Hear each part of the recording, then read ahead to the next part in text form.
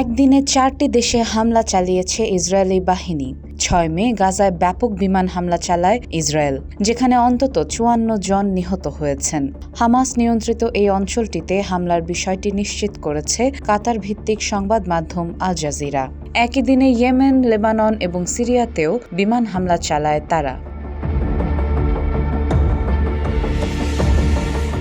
Al Jazeera জানায়, ইয়েমেনের হোদেইদায় Israeli বাহিনী অন্তত 30টি যুদ্ধবিমান দিয়ে হামলা চালিয়েছে, তবে এতে হতাহতের সুনির্দিষ্ট কোনো তথ্য পাওয়া যায়নি। লেবানন ও সিরিয়াতেও একযোগে হামলা চালিয়েছে ইসরায়েল, যদিও এসব হামলার বিস্তারিত ক্ষয়ক্ষতির তথ্য এখনও প্রকাশিত হয়নি।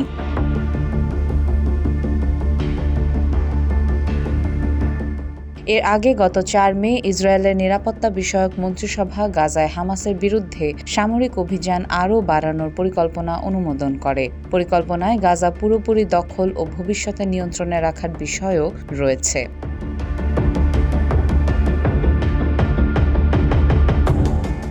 ইতিমধ্যে হাজার হাজার রিজার্ভ সেনা মোতায়েন করেছে ইসরায়েলি সামরিক বাহিনী। তাদের দাবি, গাজায় আটকে থাকা বাকি জিম্মিদের মুক্ত করা এবং হামাসকে সম্পূর্ণভাবে পরাজিত করাই এই পদক্ষেপের মূল উদ্দেশ্য।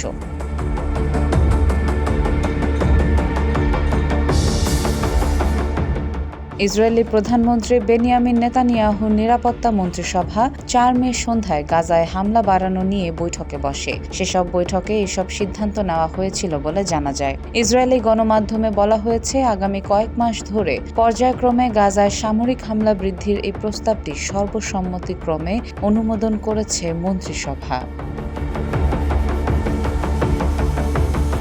Desk report, Bangladesh guardian.